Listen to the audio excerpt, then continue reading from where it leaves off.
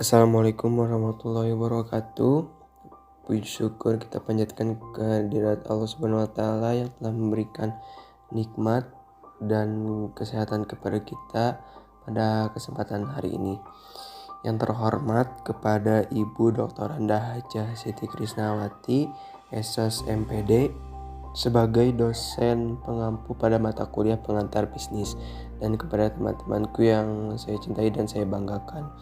Pada kesempatan kali ini kami dari kelompok 3 akan mempresentasikan mengenai penetapan harga. Kelompok 3 sendiri terdiri dari saya, Darel Raimizat Ismail, kemudian ada Faiza Salsabila, ada Nadia Syahana Mursid, dan Muhammad Rizal. Sebelum kita masuk pada materi inti, kita salam TLM ITL Trisakti terlebih dahulu. Salam ITL Trisakti 97531. Belajar, belajar, belajar. Sukses. Oke, langsung saja kami akan menjelaskan materi inti dari penetapan harga, dimulai dari pengertian. Penetapan harga adalah suatu proses untuk menentukan seberapa besar pendapatan yang akan diperoleh atau diterima oleh perusahaan dari produk atau jasa yang dihasilkan. Nah, penetapan harga ini sangat penting untuk perusahaan mendapatkan suatu surplus dan mendeklarasikannya kepada konsumen. Yang berikutnya ada tujuan penetapan harga. Ini ada 5. Yang pertama, menetapkan posisi pasar. Artinya, penentuan harga murah untuk meningkatkan penjualan dan pangsa pasar. Caranya adalah dengan melakukan perang harga dan pengurangan kontribusi laba. Nah, ini menetapkan posisi pasar itu kita melihat bagaimana posisi pasar yang bisa menguntungkan bagi produk kita. Yang kedua ada mencapai kinerja keuangan. Harga-harga dipilih untuk membantu pencapaian tujuan keuangan seperti kontribusi laba dan arus kas. Harga yang terlalu tinggi mungkin tidak akan direspon oleh para pembeli. Nah, harga yang kita tetapkan juga sangat mempengaruhi kepada keuntungan yang akan kita dapatkan. Yang ketiga adalah penentuan posisi produk. Harga dapat digunakan untuk membantu meningkatkan citra produk, mempromosikan kegunaan produk, menciptakan kesadaran dan tujuan penentuan posisi lainnya. Nah, ini bagaimana kita memasarkan produk tersebut. Penentuan posisi produk ini berguna untuk bagaimana kita memposisikan produk kita kepada konsumen yang benar-benar membutuhkan produk kita. Yang keempat ada merangsang permintaan. Harga dapat digunakan untuk mendorong para pembeli supaya mencoba produk atau merek tertentu saat penjualan sedang lesu. Merangsang permintaan di sini adalah dengan kita mengadakan harga-harga yang berbeda dari sebelumnya. Misalkan kita mengadakan diskon, kemudian mengadakan potongan harga yang membuat pembeli itu tertarik untuk repeat order atau membeli repeat order dengan barang yang kita hasilkan. Yang terakhir ada mempengaruhi persaingan. Harga dapat dimanfaatkan untuk mempengaruhi persaingan yang ada atau calon pembeli dengan cara menghambat masuknya pesaing baru atau bertambahnya market share pesaing yang ada. Nah, harga juga mempengaruhi bagaimana kompetisi produk kita dengan produk yang lain di pasaran. Strategi penetapan harga. Harga merupakan elemen penting dalam strategi pemasaran dan harus senantiasa dilihat dalam hubungannya dengan strategi pemasaran. Harga berinteraksi dengan seluruh elemen lainnya dalam bangunan pemasaran untuk menentukan efektivitas dari setiap elemen dan keseluruhan elemen. Harga merupakan komponen yang berpengaruh langsung terhadap laba perusahaan. Tingkat harga yang ditetapkan mempengaruhi kuantitas barang yang dijual. Selain itu, secara tidak langsung harga juga mempengaruhi biaya, karena kuantitas yang terjual berpengaruh pada biaya yang ditimbulkan dalam kaitannya dengan efisiensi produksi. Harga memiliki 2 peranan utama dalam proses pengambilan keputusan para pembeli, yaitu peranan alokasi dan peranan informasi. Peranan alokasi dari harga adalah fungsi harga dalam membantu para pembeli untuk memutuskan cara memperoleh manfaat atau utilitas tertinggi yang diharapkan berdasarkan kekuatan pembelinya. Dengan demikian, adanya harga dapat membantu para pembeli untuk memutuskan cara mengalokasikan kekuatan pembelinya pada berbagai jenis barang dan jasa. Peranan informasi dari harga adalah fungsi harga dalam mendidik konsumen mengenal faktor produk, misalnya kualitas. Hal ini terutama bermanfaat dalam situasi di mana pembeli mengalami kesulitan untuk menilai faktor produk atau manfaatnya secara objektif. Persepsi yang sering berlaku adalah bahwa harga yang mahal mencerminkan kualitas yang tinggi. Penentuan strategi penetapan harga. Yang pertama, penentuan harga markup. Metode penetapan harga yang paling mendasar adalah dengan menambahkan markup standar pada biaya produk. Yang kedua, penetapan harga standar berdasarkan sasaran pengembalian. Metode penetapan harga seperti ini menghasilkan tingkat pengembalian atas investasi atau return of investment yang diinginkan. Yang ketiga, penetapan harga nilai. Metode ini menetapkan harga yang cukup rendah untuk penawaran bermutu tinggi. Penetapan harga penawaran bernilai tinggi bagi konsumen. Yang keempat, penetapan harga berdasarkan atas nilai yang dipersepsikan. Metode ini semakin banyak digunakan karena metode ini melihat persepsi pembeli, bukan biaya penjual sebagai kunci penetapan harga. Metode ini menggunakan berbagai variabel non-harga dalam bauran pemasaran untuk membentuk nilai yang dipersepsikan dalam benak pembeli.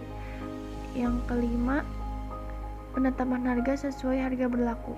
Dalam metode ini, perusahaan kurang memperhatikan biaya dan